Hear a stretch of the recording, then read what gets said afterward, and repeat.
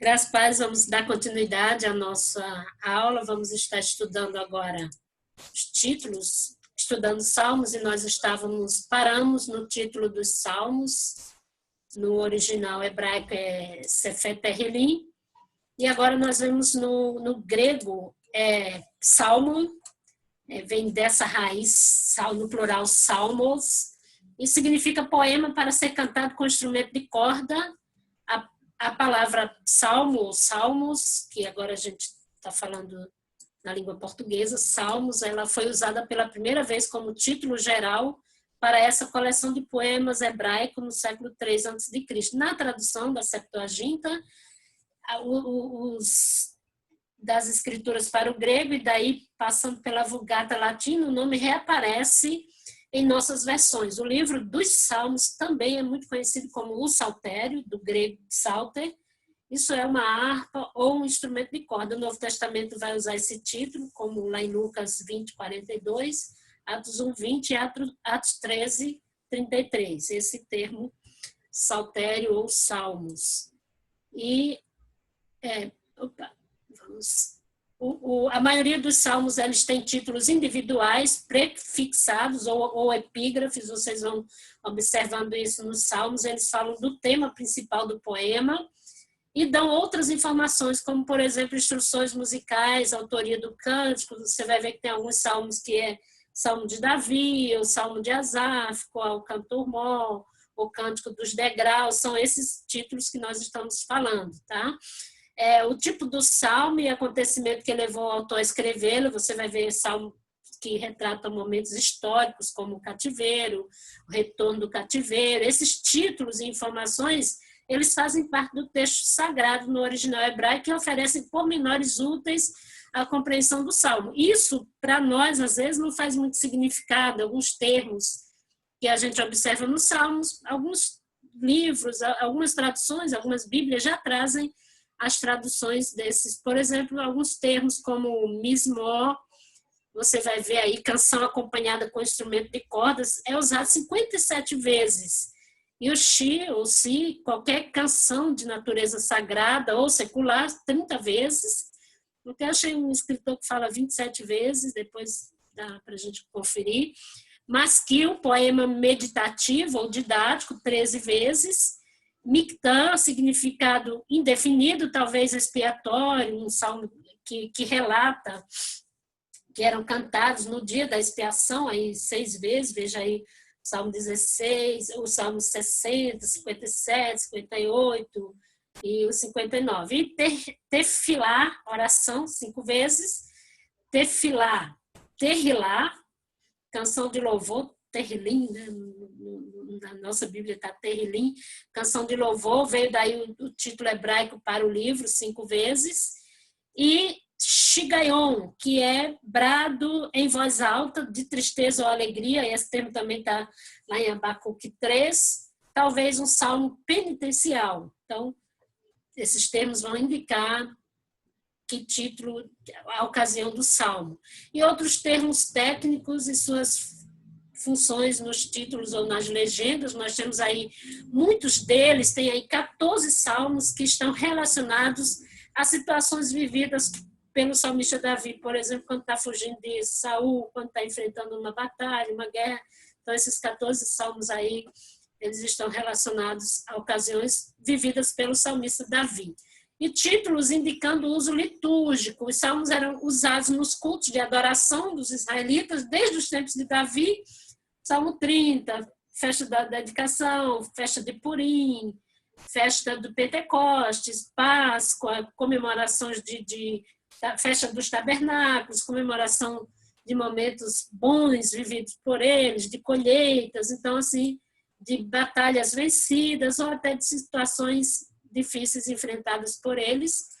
E a palavra selá, ela ocorre 71 vezes no livro 1, naquela divisão que a gente viu, o livro 1 vai do 1 a 41, livro 2 tem 30 vezes, livro 2 vai do Salmo 42 ao 72, no livro 3 nós temos aí 20 vezes, e no livro 5, 4 vezes. Então, livro 5 vai do Salmo 107 ao 150.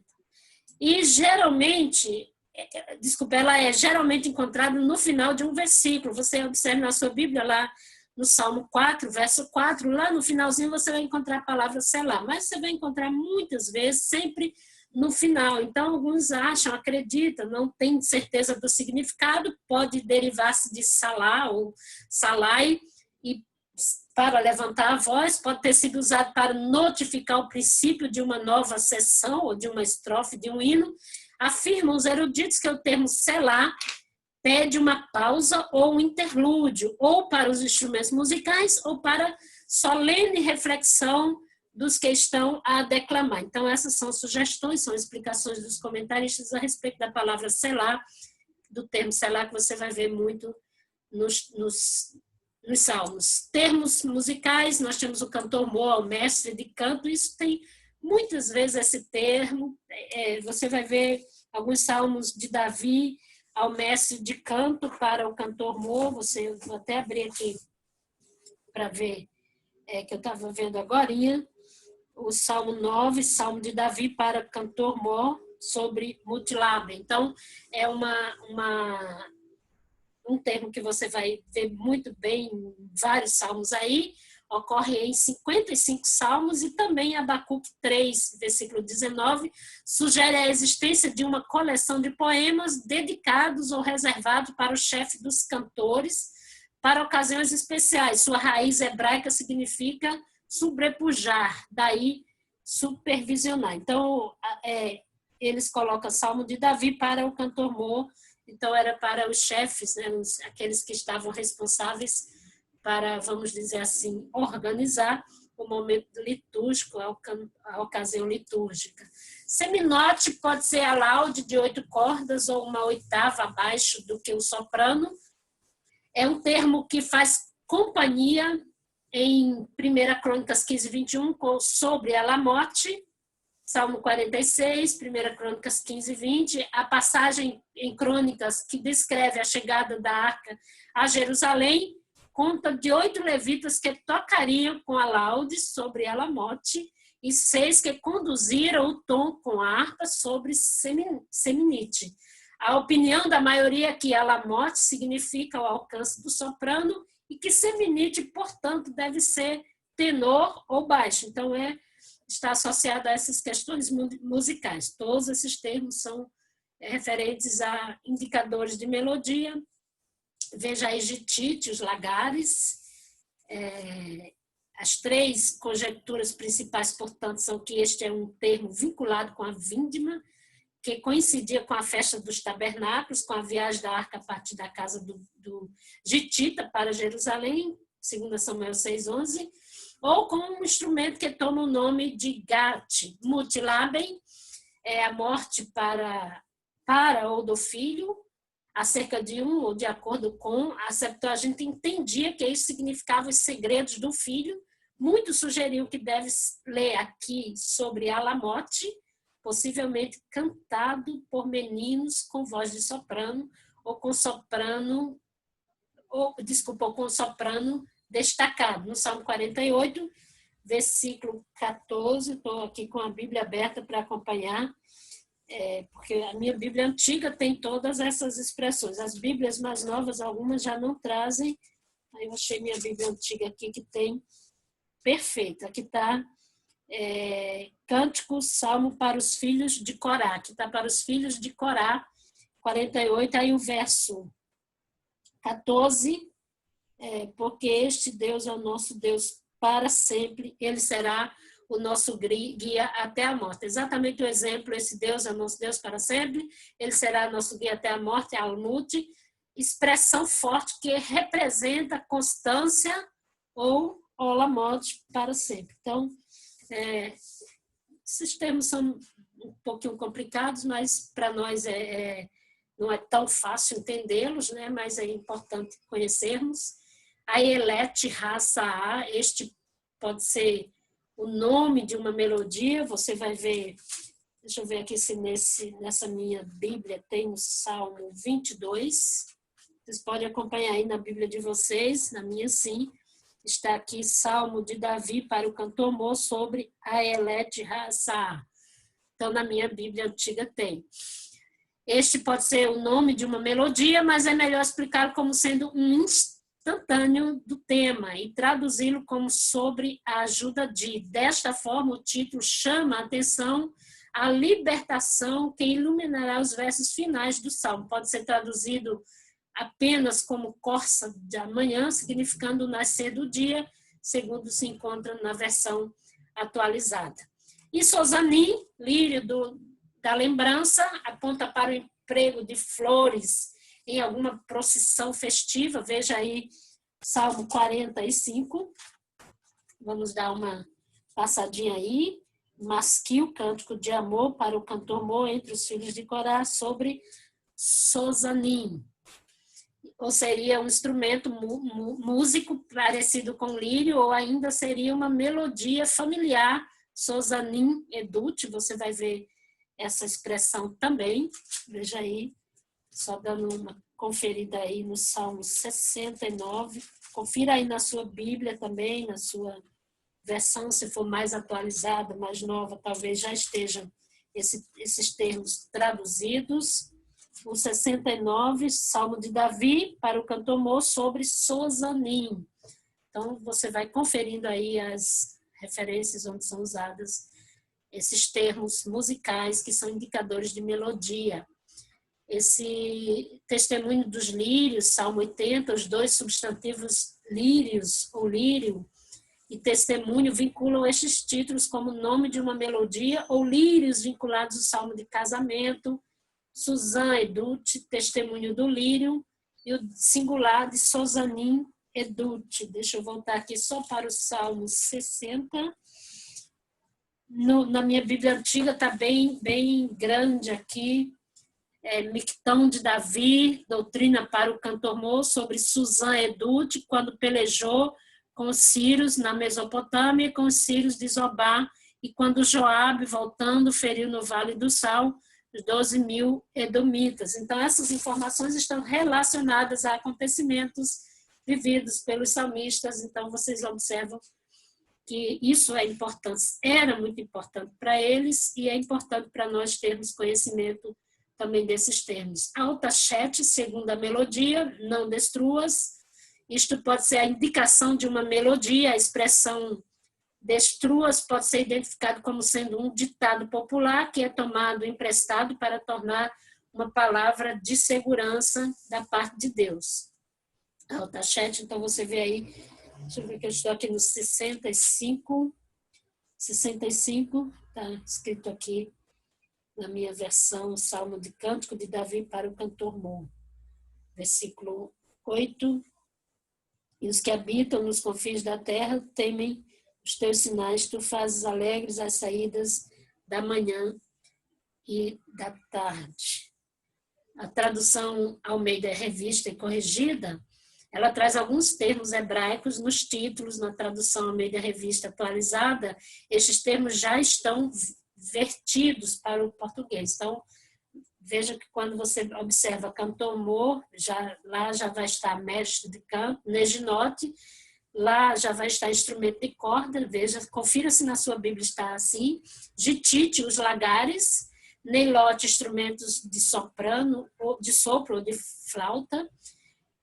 Acima de alguns salmos, há dois títulos. O título de baixo é o mais importante. É esse que eu acabei de ler para vocês. Por exemplo, no Salmo 67, Salmo e Canto para o cantor Mo, sobre Neginote. Então, o Neginote. Então, esse salmo, esse título de baixo é o título mais importante. O de cima, somente... Desculpa, meu celular. O de cima somente resume o conteúdo e não faz parte do texto original, ok? Então, essas informações vocês já vão observando aí na Bíblia de vocês. E nós temos aí a classificação de acordo com os assuntos. Alguns dos salmos se enquadram em classes ou grupos distintos, reunidos pela semelhança de assuntos ou alguma característica específica. Os comentaristas classificam 10 a 13 tipos de salmos. Alguns são classificados, em 2 ou mais categorias. Primeiro, um poema messiânico. Você vai ver muitos salmos messiânicos, por exemplo, pode ter algo sobre a lei ou a comunhão. Um salmo imprecatório pode ter algo sobre a história hebraica, por exemplo, o Salmo 137 é um salmo que tem uma parte imprecatória, mas é um salmo que fala sobre o cativeiro, acho até que nós já falamos sobre isso, ou sobre a criação de Deus, Salmo 1, de gratidão, de louvor, Salmo 104, 105, tantos salmos, 106. O 104 é fantástico, porque o autor vai fazer uma observação em relação às coisas criadas, vai falar de alguns aspectos da soberania, do caráter de Deus. Então, os salmos trazem muitas informações importantes para nós. Salmo de gratidão, louvor e adoração, 30, 75, 105, 106 e outros, né? Reconhecimento da bondade e do cuidado de Deus, 23, 103, reconhecimento do seu poder e da sua glória, 8, 24, é só um exemplo, mas existem muitos outros, tá? Falam de gratidão e do louvor que o salmista eleva a Deus. Passou aqui.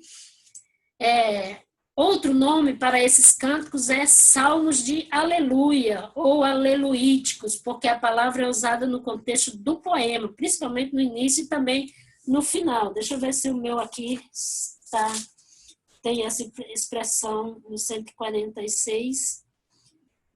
Não tem a expressão em cima, mas louvai ao Senhor, a minha alma, louvai ao Senhor. Esses são salmos de aleluia, salmos aleluíticos. Deixa eu ver se no 150 também já está traduzido aqui, mas sempre vai ter essa expressão louvai ao Senhor, ou aleluia, louvai ao Senhor, sempre tem os salmos aleluíticos. E aí nós temos os salmos de instrução, os salmos didáticos, lembra do salmo 1º? Bem-aventurado o homem que não se assenta na roda dos escarnecedores, antes tem seu prazer na lei do Senhor e nela medita dia e noite. Então, Salmo 1 traz essa instrução para nós, Salmo 15, 50, 94 e muitos outros. Indicam poemas contemplativos ou pedagógicos sobre o caráter dos homens bons, dos homens maus, sua felicidade e sua miséria. Sobre a excelência da lei divina, olha aí o Salmo 19, Salmo 119, sobre a futilidade da vida humana, Salmo 90, deveres dos que governam, Salmo 82, humildade, Salmo 13. Estes poemas comunicam algo importante ao povo e visam instruí-lo no caminho do bem e da prosperidade espiritual. E o objetivo desses salmos didáticos, como a palavra já fala, né? É instrução. E aí não é somente cantar, mas refletir e aprender com aquilo que o Salmo está falando, com a instrução que o Salmo está trazendo. E os salmos históricos, 77, 78, 81, 105, 114, 137, 126, muitos outros salmos históricos, são recomendações de fatos notáveis ocorrido na vida dos hebreus, envolvendo a escravidão do Egito, o êxodo, as guerras e cativeiros babilônicos e outras narrações que a gente pode observar. E os salmos imprecatórios, eu gosto de usar, ele não está aqui, mas eu gosto muito de usar o exemplo do Salmo 137, quando eles dizem, levanta um que deem com seus filhos nas pedras, consoante eles fizeram a nós. Então, é um salmo que pede vingança contra os inimigos de Deus. E algumas porções desses salmos, vocês vão observar em algum momento, eles vão trazer essa reivindicação de vingança do Senhor. A palavra imprecar significa pedir a Deus que amaldiçoe alguém ou algo. E estes salmos são invocações de mal contra os inimigos do salmista ou contra os adversários do povo. Geralmente, a gente até se assusta, né? Quando encontra um salmo imprecatório. Ao início, a mensagem desses salmos elas são muito estranhas para nós, mas, à luz da história judaica, relata a ira de Deus contra o pecado, entendia-se perfeitamente o motivo desses salmos. E os salmos de lei ou de meditação, 19, 7 ao 14, 119, são salmos que proclamam a grandeza e a bondade das palavras e decretos de Deus, salientam as bênçãos que aguardam aqueles que as praticam, e salmos de natureza enfatizam o poder criador de Deus manifesto no universo, salmos de penitência ou de arrependimento, veja aí os salmos 6, 32, 38, e roga o perdão de Deus, reconhecendo as falhas pessoais. E o Salmo 51, que é o mais importante desse grupo, quando Davi reconhece o seu pecado, né, coloca-se diante de Deus como pecador, sofre pelo seu pecado, e aí nós temos esses belos exemplos dos salmos para nós. Davi confessando aí o seu pecado. Esse daqui nós já falamos, né? Salmos de natureza enfatizam o poder criador de Deus. O Salmo 104 aqui é muito interessante, ele vai falando da ordem das coisas criadas por Deus. E os salmos de penitência ou de arrependimento rogam o perdão de Deus, reconhecendo as suas falhas pessoais e os seus pecados. Eu acho que eu repeti os slides aí. E o cântico dos degraus ou de romagem. Há diversas opiniões concernentes a estes poemas, eram cantados pelos judeus quando subiam as escadas de Jerusalém para as festividades no templo. É um salmo processional ao Monte do Senhor, eram cantados enquanto eles subiam para o templo. Lutero acredita que o significado fosse cântico de coro mais alto, enquanto Calvino julgava que os salmos fossem cantados num tom mais alto, esse degrau poderia estar dizendo um tom mais alto. Baxter acredita que Cântico dos Degraus se relacionava a Ezequias e os graus do relógio do sol, naquela ocasião do rei Acaz, em Jerusalém. Então, são essas as suposições em relação aos Cânticos dos Degraus. E os acrósticos alfabéticos, esses acrósticos alfabéticos são aqueles salmos que começam, Salmo 119 começa com a letra do alfabeto, Aleph, aí você vai ver do alfabeto hebraico. Algumas pessoas não entendem, não sabem exatamente o que significa, e pode pensar até que são nomes de pessoas, né? Mas aí, o Salmo 119 é um salmo bem grande, né? E ele começa com Aleph, você vai ver aí no 9, Bet, no 17, Gimel. Então, são as letras do alfabeto hebraico, esses aí são os acrósticos. São 9 os salmos que tem essa categoria de ordem alfabética hebraica. E aí, na primeira linha de suas linhas, verso ou estrofe subsequentes, nós temos aí vários desses salmos, né? E o 19 é o maior exemplo dele, vocês podem observar, confira aí no Salmo 19 que você vai observar esse acróstico nos salmos. Essa ordem estrutural dá ênfase ao tema que é a lei do Senhor. Então, no Salmo 119, ele está com essa função de falar da lei do Senhor. Salmos de súplica, através deles o salmista clama pelo socorro de Deus.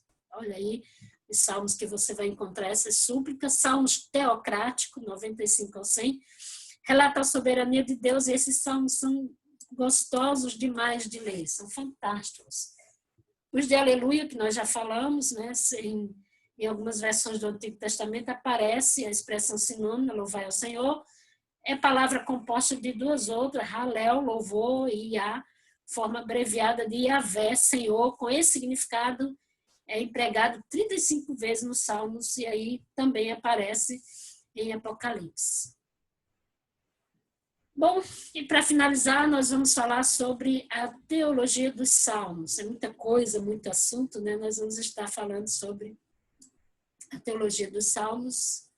Salmos tem uma teologia prática da experiência humana vivida, e como a vida é mais do que alimento, a experiência concreta é superior à doutrina abstrata. Fundamentalmente foi isso que tornou o livro dos Salmos um tesouro tão precioso, né, para os piedosos. Então, nos poemas e cânticos dos salmistas encontram-se várias características da pessoa e natureza de Deus. Os autores dos salmos, eles eram hebreus, eles criam no único e verdadeiro Deus. E aí você vai ver que, estudando a história do povo, você percebe que o Deus de Abraão, de Isaac e de Jacó é o mesmo Deus que se revela a eles nos seus dias, o caráter, as virtudes, os atributos divinos, e se tornando para eles cada vez mais reais. Então, o poder do Altíssimo foram revelados nas suas muitas batalhas, como também nas vitórias contra os seus inimigos. A bondade de Deus, suas inúmeras bênçãos, o seu amor, a sua misericórdia, o esplendor, a comunhão, a santidade, a majestade esses aspectos resultam em alegria e felicidade para os salmistas. Os salmistas, porém, não apresentaram somente esse lado contente e feliz da vida. Eles também escreveram sobre sofrimentos, perseguições, pecados dos judeus.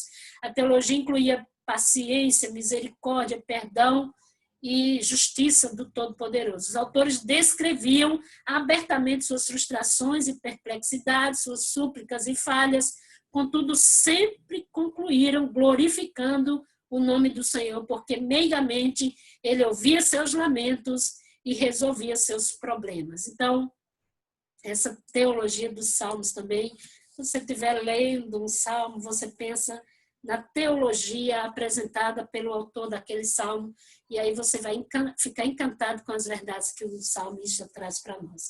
A intenção básica e a mensagem espiritual é o louvor, mediante a oração. Repetidas vezes nós vemos esses lamentos transformarem-se em cânticos mediante a oração. Então essa é a mensagem espiritual e prática dos salmos. As nossas orações devem ser, além de motivos de petição, motivos de louvor. Que possamos aprender a verdadeira oração nesse livro tão significativo para as nossas vidas. Eu sei que é cansativo, né, ficar ouvindo as explicações assim em videoaulas, mas vocês podem ir acompanhando, observando e tirando as lições preciosas do livro dos Salmos para as nossas vidas. Deus abençoe, que Deus coloque a sua mensagem em nossos corações, e eu aguardo vocês nos grupos para nós comentarmos sobre Jó e sobre adoração no livro dos Salmos. Deus abençoe, até daqui a pouco, se Deus assim nos permitir.